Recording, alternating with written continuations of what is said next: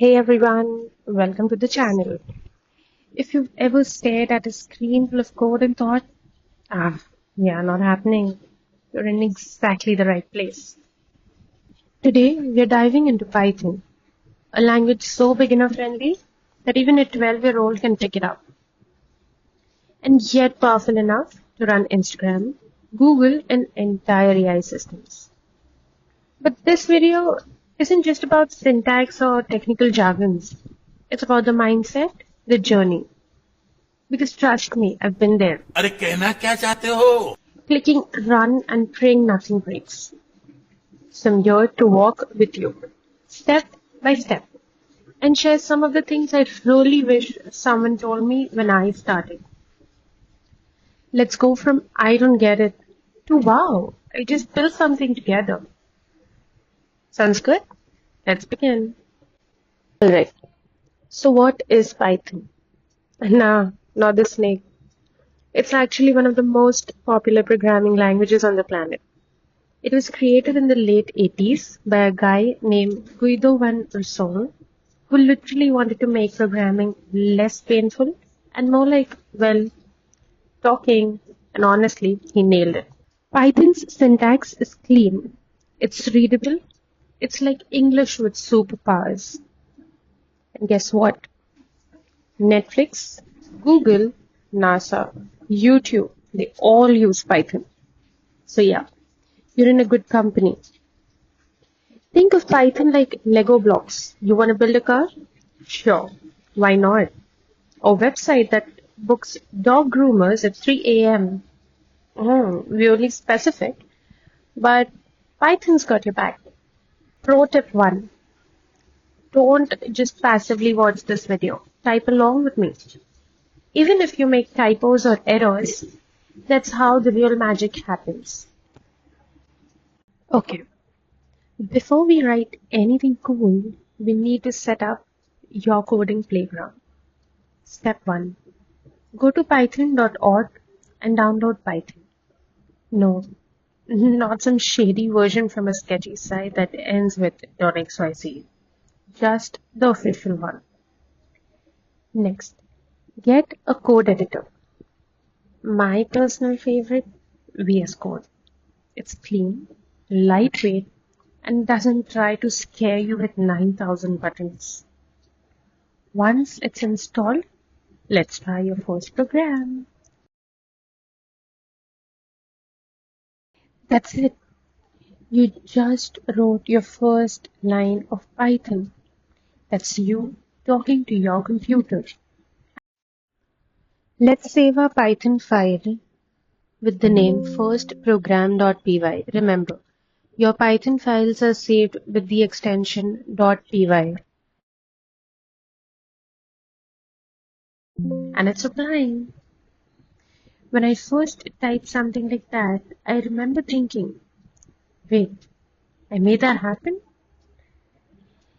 It was one of the smallest things that felt huge, and honestly, it was the start of everything. Let's move on to one of the core concepts in any language, variable. Think of them like label jars in your kitchen. One has sugar, one has coffee, one's hiding, and you don't want your roommate to find. That's how variables work. They hold values you can use again and again.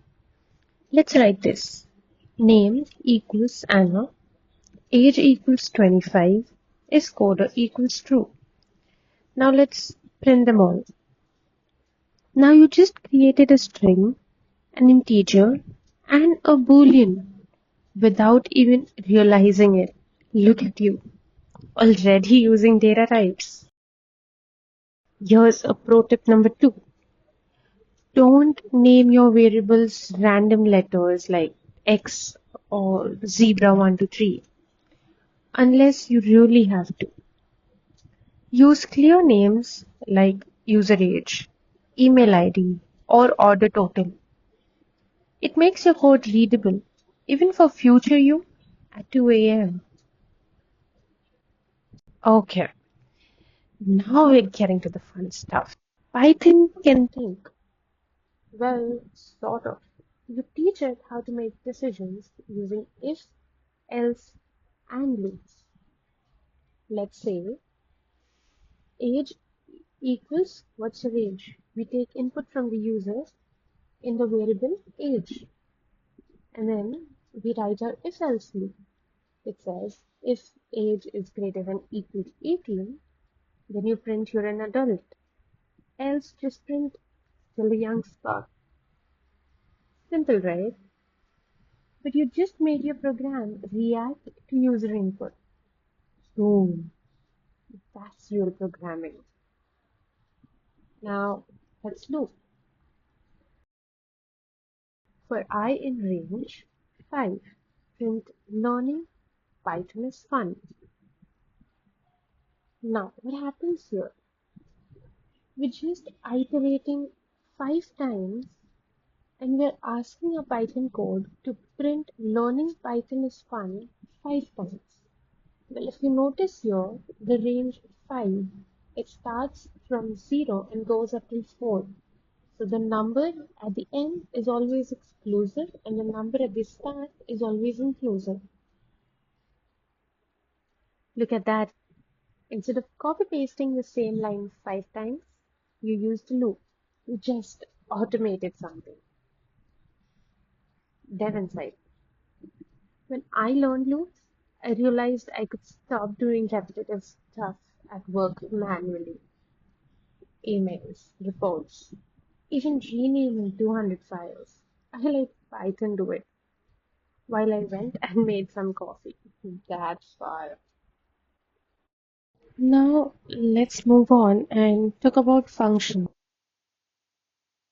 These are your mini tools in Python. Instead of writing the same block of code over and over again, you just wrap it up in a function and reuse it. Try this. Definition greet, which takes an argument name, and then all you do is just print welcome and then the user input. And when I call this function greet followed by Anna, it will just print welcome Anna. Or if I pass another argument known as greet world, it will print welcome world. Nice, right? Now, anytime you want to greet someone, you just call greet with your name. That's a clean code. Pro tip number 3. Think in small pieces. Every big app, YouTube, Instagram, Netflix, it's just a bunch of little blocks like this stitched together. You don't build a skyscraper in a day. You lay the first brick. You made it through your first Python lesson. You didn't just copy code, you understood how and why it works. You talked to your computer and it listened. But don't worry, if some parts still feel fuzzy, that's normal. Every developer, me included, started there. Think of coding like learning guitar. At first, your fingers hurt. It sounds weird. Nothing flows. But over time, muscle memory kicks in. You start to hear rhythm. And finally, you're making music. So what's next?